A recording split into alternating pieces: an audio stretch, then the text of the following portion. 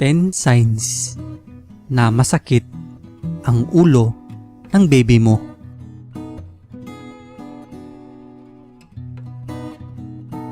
Number 1. Irritable at hindi mapakali ang baby mo.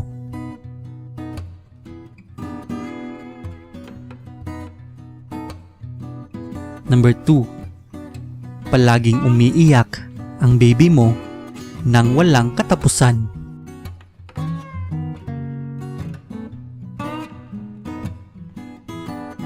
Number 3. Hindi makatulog ang baby mo.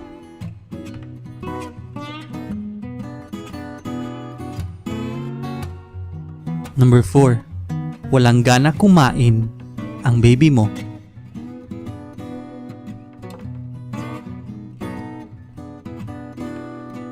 Number 5. Nilalagnat ang baby mo at nagkaka-stiff neck.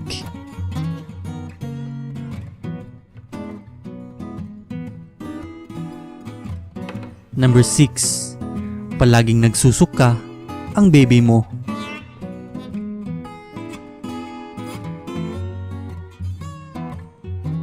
Number 7. Masakit ang ulo ng baby mo kapag nakakagising sa pagtulog na may kasabay na pag-iyak.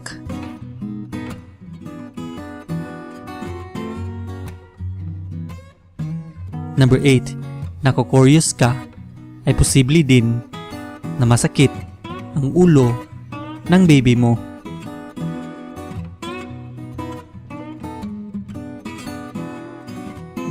Number 9.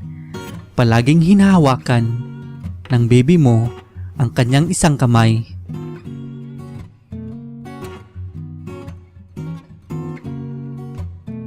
Number 10. Sensitibo at umiiyak ang baby mo kapag nailawan ito.